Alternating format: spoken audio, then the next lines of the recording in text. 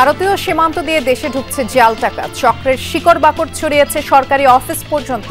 পুরনো নোটে ধোঁকা খাবে যে কেউ। আপনি যদি অফিস টাইমের আগে বাসা থেকে যদি টাকা সাথে নিয়ে আসেন, আপনি এগুলো বসলেন, বসে রাখলেন, এগুলো তো দেখার তদন্তের একটা প্রক্রিয়া ছিল যে আপনি জড়িত আছেন। আমি তো অফিস। যমুনার প্রতিবেদন দেখে জাল টাকার বিষয়ে খতিয়ে দেখছে আইন শৃঙ্খলা বাহিনী, জানালেন প্রধান উপদেষ্টার প্রেস সচিব। সীমান্ত এলাকায় বিশেষ অভিযান চালাবে বিজিবি।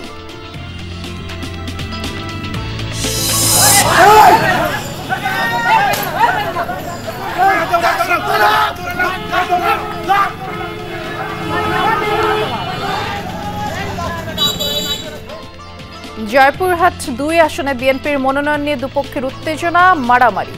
সাতক্ষীরা ৩ আসনে ধানের শেষের প্রার্থিতা নিয়ে পাল্টাপাল্টি কর্মসূচি। জামালপুরের চরাঞ্চলে আইন শৃঙ্খলা পরিস্থিতির অবনতি। কয়েক বছরে চুরি ডাকাতির পাশাপাশি বেড়েছে হত্যাকাণ্ড। পুলিশ ফাঁড়ি স্থাপনের দাবি। চোর ডাকাতের ভয়ে আমরা এখানে কারো কাছে কোনো কিছু বলতে পারি না। থানা পর্যন্ত যাইতে অনেক সময়ের দরকার, যে কারণে আমরা প্রশাসনিকভাবে পূর্ণ যোগাযোগ রাখতে পারি না। সিরাজগঞ্জে যমুনায় ড্রেজার বসিয়ে বালু লুটের মহোৎসব। তীব্র হচ্ছে নদী ভাঙন। ভিটেমাটি হারিয়ে নিঃস্ব অনেকে। গ্রাম আমাদের চোখের সামনে দেখলাম বিলীন হয়ে গেছে। গ্রাম ছিল, সমস্ত গ্রাম শেষ হয়ে গেছে। গ্রাম এবং বাড়িঘর যেন বিলীন না হয় এবং রাস্তাঘাট ব্যাপকভাবে ক্ষয়ক্ষতি হচ্ছে।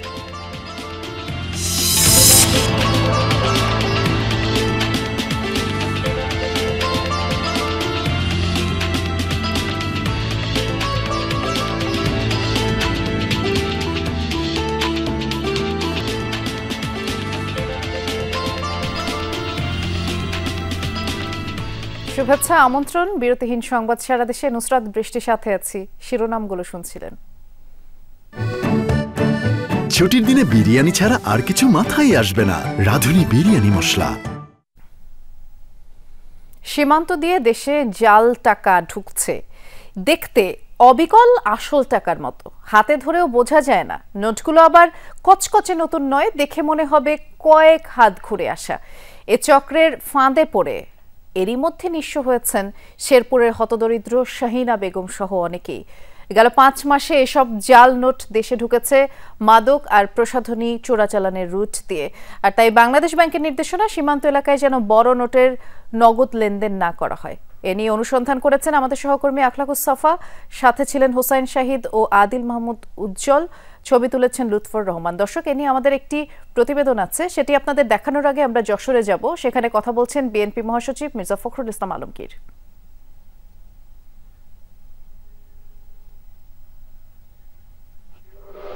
পার্লামেন্টে চলে যাবে, সেই পার্লামেন্টে সেখানে নির্ধারিত হবে কিন্তু দুর্ভাগ্যের কথা, হঠাৎ করে দেখা গেল যে এই উপদেষ্টা কমিটি তারা একটা উপদেষ্টা মন্ডলীর সভা করলেন।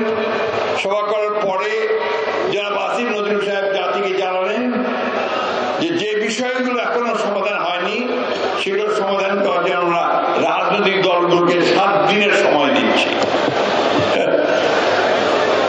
রাজনৈতিক দলগুলো হচ্ছে তাদের হাতের খেলনার মতো, এটা ঠিক হয়নি। আপনারা কথা দিয়েছেন, যার জন্য আপনারা প্রায়, আমি যা পত্রিকায় দেখলাম, 84 কোটি টাকা না কত টাকা কোটি টাকা খরচ করে আপনারা এই 83 কোটি টাকা খরচ করে পত্রিকা দেখলাম এই আপনার ঐক্যমত্য কমিশন সভাগুলো করেছেন। আমরা তো প্রত্যেকটা সভায় গেছি, প্রত্যেকটা সভায় আমাদের মতামত দিয়েছি। আজকে কেন আবার এই প্রশ্ন উঠছে যে রাজনৈতিক দলগুলোকে বসে এই বিষয়ে সিদ্ধান্ত নিতে হবে? তাহলে আপনারা কি করলেন? আপনারা সঠিক কাজটি করেননি, পক্ষপাত দুষ্ট হয়ে কাজ করছেন।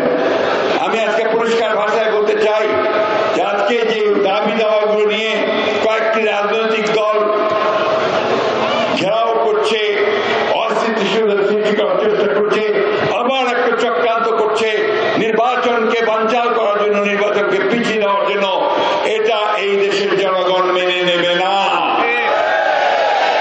বন্ধুগণ, অনেক রক্তের বিনিময়ে, অনেক শিশুর রক্তের বিনিময়ে, অনেক নারীর রক্তের বিনিময়ে, অনেক ছাত্রের রক্তের বিনিময়ে, কৃষকের রক্তের বিনিময়ে, শ্রমিকের রক্তের বিনিময়ে আমরা এই স্বাধীন হয়েছি ফ্যাসিস্টের হাত থেকে।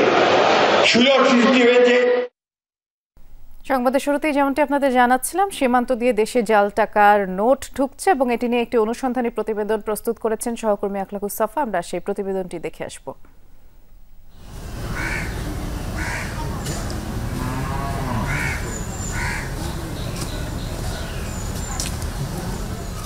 শেরপুর জেলার ঝিনাইগাতি ও নালিতাবাড়ি সীমান্ত দিয়ে ঢুকছে চোরাচালান, সঙ্গে বাংলাদেশি টাকার জাল নোট। হাতে আসা তথ্য উপাত্ত খতিয়ে দেখা দরকার সরেজমিন, কতটা সত্য আর কতটা বাহুল্য।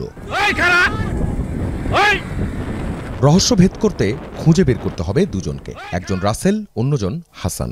ধরাছোঁয়ার বাইরেই থাকতে অভ্যস্ত তারা। অনেক চেষ্টা তদবিরের পর হাসানের সঙ্গে যোগাযোগ স্থাপন হলো হোয়াটসঅ্যাপে। পরিচয় গোপন করে জাল টাকার ক্রেতা আমরা। যে টাকাটা তৈরি হয় ইন্ডিয়ায়, ওই মালটা যদি নিতে চান তাহলে 36,000 টাকা করে লাগে পড়বে। এটা আমাদের এখন লং টাইম আমাদের কাছে পাবে, অল টাইম।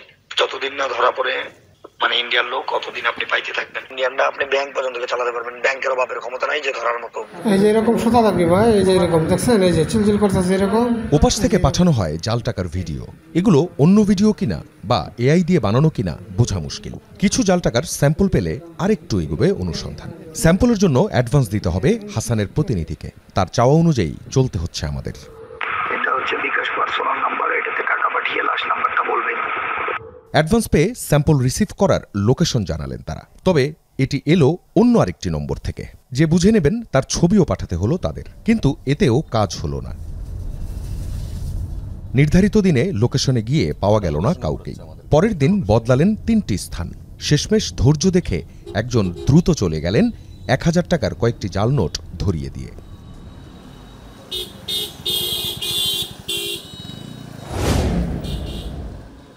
জাল নোট নতুনই হয় এমনই ধারণা সবার। হাসানের লোক যেগুলো দিয়ে গেলেন সেগুলো কিন্তু কিছুটা ব্যবহৃতই মনে হচ্ছে। দেখতে অবিকল আসল টাকা। কতজন বোঝে এগুলো জাল নাকি আসল, যাচাই করতে শেরপুরের একটি বাজারে টিম জমুন। এইখানে এই টাকাটা জাল ছিল। এটা কি বুঝার কোনো বুঝতে পারছেন আপনি? এটা 2 নম্বর টাকা, বুঝার কোনো উপায় নাই, বুঝার কোনো উপায় নাই। দেখেন কিভাবে বুঝবো? এ ধরনের নকল টাকা চেনা এখন খুব জরুরি, কারণ জাল টাকা শনাক্তের যে পরিচিত 10টি উপায় আছে তার মধ্যে এখনো পর্যন্ত সবচেয়ে স্ট্রং বলা যায় এই পরিবর্তনশীল রং। বর্ডার ক্রস করে যেই টাকাগুলো ঢুকছে সেই জাল টাকাগুলোতে এই ফিচারটাও পাওয়া যাচ্ছে। মিলছে না শুধু ইউভি ফিচার, অর্থাৎ টাকার মধ্যে বেশ কিছু রশ্মি থাকে যেগুলো শুধুমাত্র মেশিন ছাড়া ডিটেক্ট করা সম্ভব নয়। এখন প্রশ্ন হচ্ছে, এই যে পরিমাণ টাকা ঢুকেছে এর সংখ্যাটা কত? অনেকে বলেন 2.5 লাখ কোটি টাকা, কিন্তু বাস্তবে এর পরিমাণ কত কেউই জানেন না। এখন সবাইকেই সচেতন হতে হবে, না হলে ওই শাহিনা বেগমের মতো আপনিও হতে পারেন নিঃস্ব, আর রাষ্ট্র পড়তে পারে মহা বিপদে, অর্থনীতি পড়তে পারে এক সংকটের মুখে। এমন টাকা দিয়ে দিলে ধরতে পারবেন? এরকম টাকা এর আগে দেখছেন?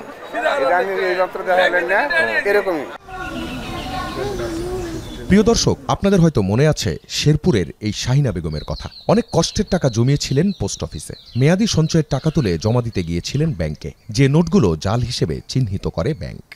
মাসে ফেতারা দিছে, ছায়া খাইছি, এগুলো করে করে মাসে দিছে, থুয়ে দিছি, বিড়ি বান্ধিছি, এবার করে করে তেহারা থুয়ে দিছিলাম।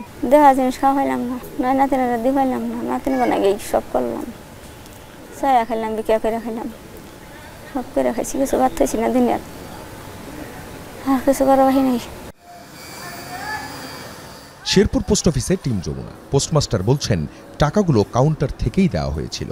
নতুন পুরান মিলে এই টাকাগুলো কিছু মনে হয় নতুন ছাপানো টাকা আর কি, জাল টাকা মানে আশেপাশে দিয়ে দিচ্ছে। সবচেয়ে করা হয় না হাতে গুণা তো বোঝা যায় না, মেশিনটা নষ্ট। এই যে এরকম একটা অঘটন ঘটে গেল, তারপরও এখানে একটা মেশিন দেওয়া হয়। ভুক্তভোগী ওই নারী যেদিন 53,000 টাকার জাল নোট পেয়ে প্রতারিত হয়েছিলেন, ঠিক সেই দিনই এই পোস্ট অফিস থেকে 25,000 টাকা অর্থাৎ 1,000 টাকার 25টি নোট দেওয়া হয়েছিল আরও একজনকে, যেটি ধরা পড়ে ওই সোনালী ব্যাংকে গিয়ে। প্রশ্ন ওঠে পোস্ট অফিসে দায়িত্বরতদের ভূমিকা নিয়ে। সিসিটিভি ক্যামেরার ফুটেজে দেখা যায় গ্রাহক পোস্ট অফিস থেকে টাকা নিয়ে ব্যাংকে যাওয়ার সময় সঙ্গেই ছিলেন পোস্ট অফিসের treasurer Hafizur Rahman. Bank manager বলছেন সন্দেহজনক ঘোরাফেরা দেখে দুইজনকেই নিয়ে যান নিজ রুমে, ডেকে পাঠান পোস্টমাস্টারকে। ব্যাংকে পরীক্ষামূলকভাবে নিয়ে আসছিল, দেখি দোকানে যায় কি না। আমি যে ব্যাংকে চাকরি করি, আমি অনেক সময় ধরতে পারি, এটা ধরতে পারি যে কেশিয়ার, এবং ওদের ডাউট হইলে তখন ওরা ফ্যাক নোট ডিটেক্টর দিয়ে আইডেন্টিফাই করে।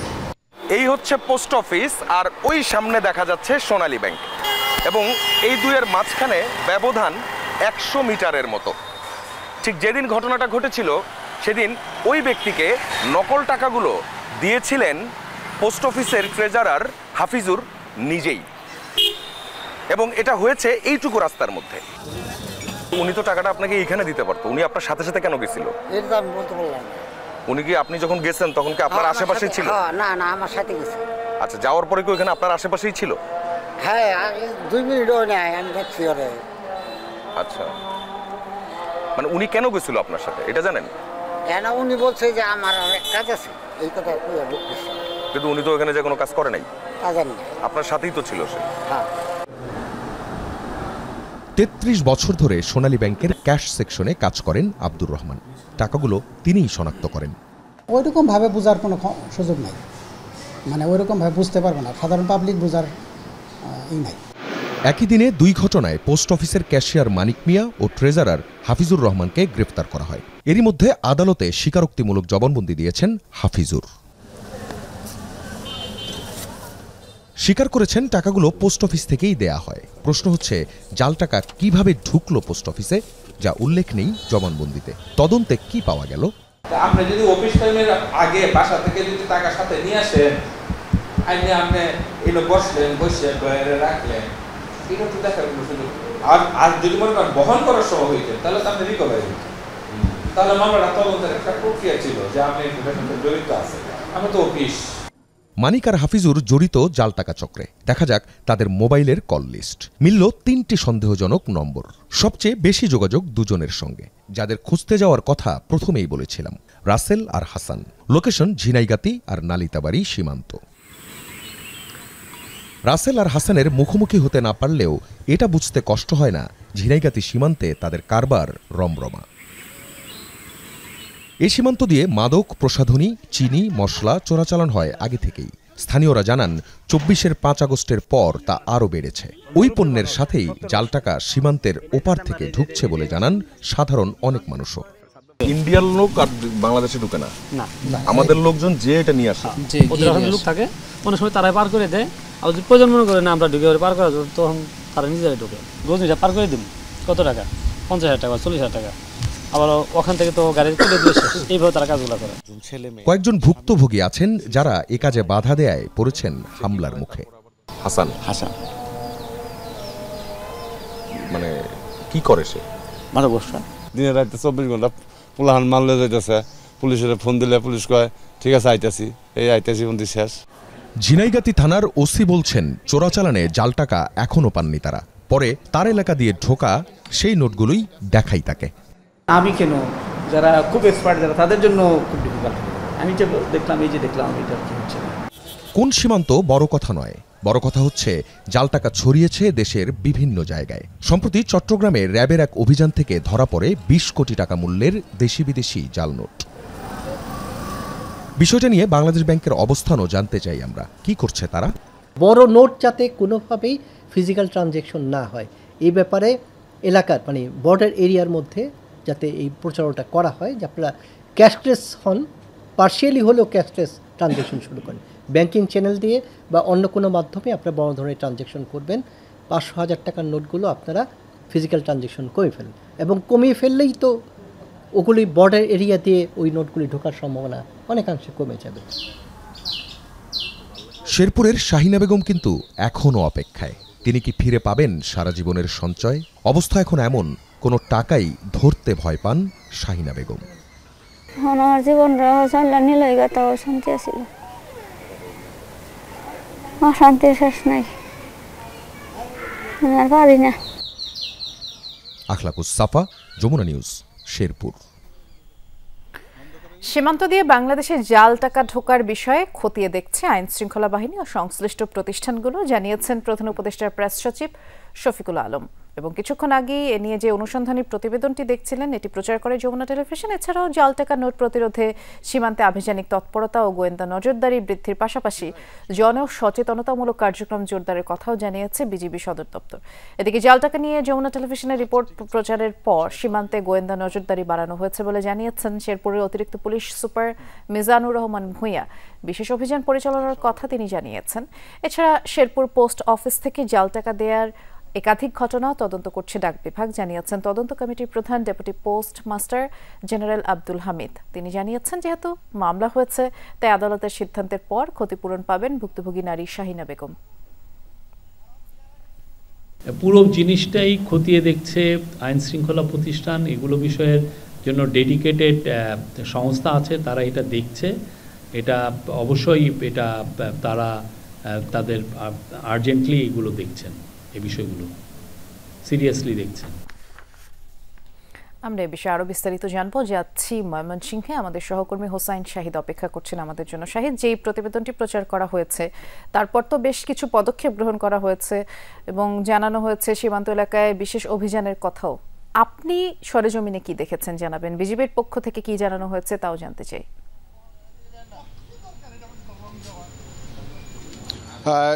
এই সংবাদটি প্রচার হওয়ার পর ময়মনসিংহ বিজিবি সেক্টর কমান্ডার তিনি প্রেস ব্রিফিং করেছেন এবং তিনি সার্বিক বিষয় উপস্থাপন করেছেন। তিনি যেটি প্রেস ব্রিফিংয়ে উপস্থাপন করেছেন সেটি হচ্ছে যে এই জাল টাকা সহ পার্শ্ববর্তী দেশ থেকে যে কোনো ধরনের মালামাল বা যে কোনো ধরনের চালান বন্ধে বা এই নিয়ন্ত্রণে তারা সর্বোচ্চ গুরুত্বের সাথে কাজ করছেন এবং গোয়েন্দা তৎপরতা তারা বৃদ্ধি করেছেন।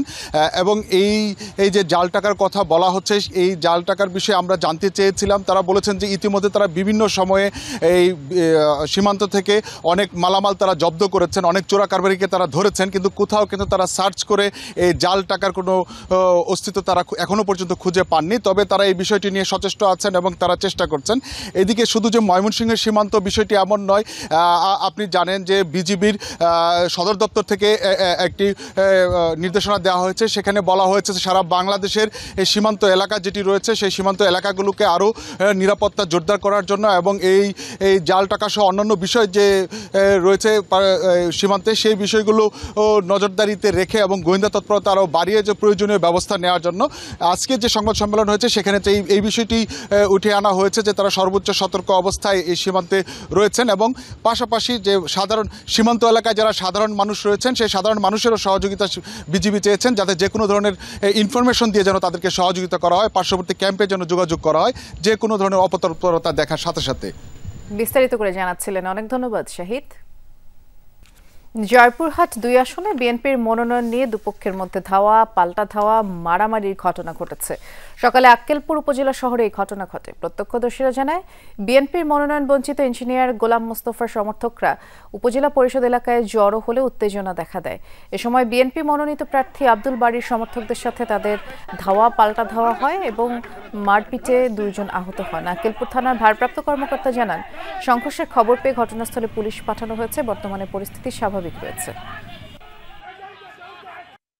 এসব অতিথি পাখিকে বিতাড়িত করে আমাদের রাজপথের নেতাদের দেওয়া হোক, যারা বিগত সময় ত্যাগ তিতিক্ষার মাধ্যমে এই রাজপথকে টিকে রেখেছিল।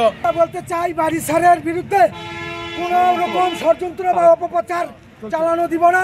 ধানের শীষের বিরুদ্ধে যারা অপপ্রচার চালাচ্ছে তাদেরকে আমরা এখান থেকে হটিয়ে দিয়েছি। এখন পর্যন্ত আমি যতটুকু জানতে পেরেছি, ধাওয়া পাল্টার ধাওয়ার ঘটনায় 2 জন সামান্য আহত হয়েছে। এলাকায় পুলিশ মোতায়েন আছে, পুলিশের নজরদারি অব্যাহত আছে। যেমনটি বলছিলাম, সাতক্ষীরা ৩ আসনে বিএনপির মনোনয়ন নিয়ে পাল্টাপাল্টি কর্মসূচির ডাক দিয়েছে দুপক্ষ। উত্তেজনা দেখা দিয়েছে। এ বিষয়ে আরও জানানোর জন্য সহকর্মী আকরাম হোসেন অপেক্ষা করছেন। আকরাম, এই ঘটনার পরে এলাকার সার্বিক পরিস্থিতি আপনি কেমন দেখছেন? দুপক্ষের নেতাকর্মীদের সাথে যদি কথা হয়ে থাকে, কি বলেছেন তারা?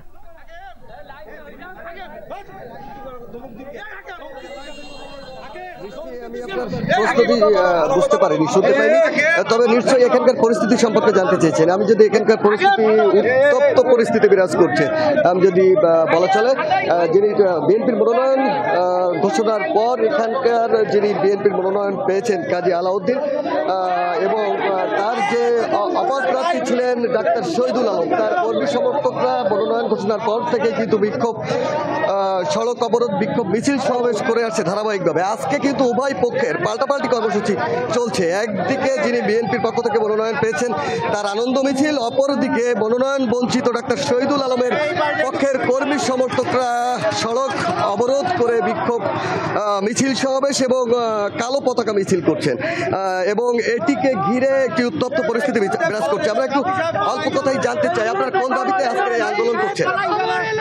আজকে আমরা এখানে কালো পতাকা মিছিল করছি আলা ডাক্তার শহীদুল আলমকে নমিনেশন না দেওয়ার কারণে। একজন ভালো মানুষ 40 বছর ধরে মানুষের সেবা দিয়ে আসছে, তার মধ্যে ভালো লোক এই পৃথিবীতে নেই, মনে করি সাতক্ষীরা ডিস্ট্রিক্টে নাই, তাহলে সেই ভালো লোকটাকে নমিনেশন দেওয়া হয়নি। তাই আমরা চাই যে বৃষ্টি, যে এখানকার যে নেতাকর্মীদের মূলত দাবি ডাক্তার শহীদুল আলমকে মনোনয়ন দিতে হবে, এই দাবিতেই তারা লাগাতার আন্দোলন চালিয়ে যাচ্ছেন। অপরদিকে যিনি বিএনপির মনোনয়ন পেয়েছেন কাজী আলাউদ্দিন, তিনি কিন্তু সভা সমিতি গণসংযোগ চালিয়ে যাচ্ছেন, আজকে আনন্দ মিছিলের করছেন। অপর প্রান্তে কিন্তু ওই পক্ষ রয়েছে, মাঝখানে পুলিশের অবস্থান। বৃষ্টি, দেখছিলাম সেখানকার অবস্থা। ধন্যবাদ আকরাম।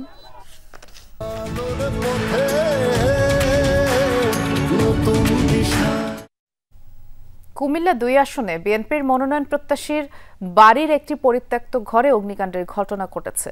বুধবার রাতে তিতাস উপজেলার বড় মাসুমপুর গ্রামে এই ঘটনা। বিএনপির মনোনয়ন প্রত্যাশী ও যুক্তরাজ্য জিয়া পরিষদের ভাইস চেয়ারম্যান মনোয়ার সরকার জানিয়েছেন, নিজ নির্বাচনী এলাকায় 31 দফার একাধিক অনুষ্ঠানে ব্যস্ত ছিলেন তিনি।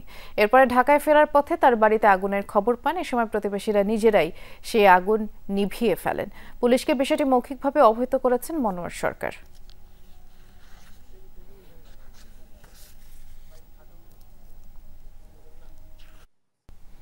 কক্সবাজারের চকরিয়ায় সড়ক দুর্ঘটনায় নিহত 5 জনের দাফন সম্পন্ন হয়েছে।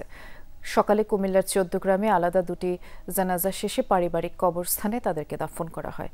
এর আগে গতরাতে মরদেহগুলো নিজ বাড়িতে পৌঁছালে স্বজনদের আহাজারিতে আশপাশের পরিবেশ ভারী হয়ে ওঠে। গেল মঙ্গলবার রাতে ঢাকা থেকে কক্সবাজারের উদ্দেশ্যে পরিবারের সদস্যদের নিয়ে মাইক্রোবাসে রওনা দেন উদয় পাটোয়ারি। চট্টগ্রাম কক্সবাজার মহাসড়কের চকরিয়ায় ফাঁসিয়াখালীর ঢালা এলাকায় পৌঁছালে বিপরীত দিক থেকে আসা যাত্রীবাহী বাসের সাথে মাইক্রোবাসের সংঘর্ষে ঘটনাস্থলে নিহত হন উদয়ের মা রুবি বেগম, বোন সাদিয়া হক, স্ত্রী ফেরজানা লিজা, শাশুড়ি রিজওয়ানা মজুমদার শিল্পী এবং শালিকা ফারহানা মজুমদার। নদ নদী বেষ্টিত জামালপুরের চরাঞ্চলে আইন শৃঙ্খলা পরিস্থিতির অবনতি ঘটছে প্রতিনিয়ত।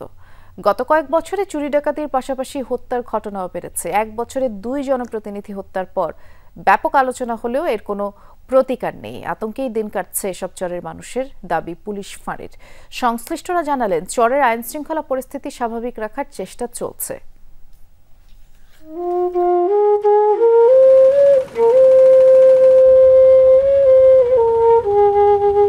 মূল ভূখণ্ড থেকে নৌকায় ঘণ্টাখানেকের যাত্রা, অবশেষে তরে গিয়ে ভিড়ে বিচ্ছিন্ন এক চরে।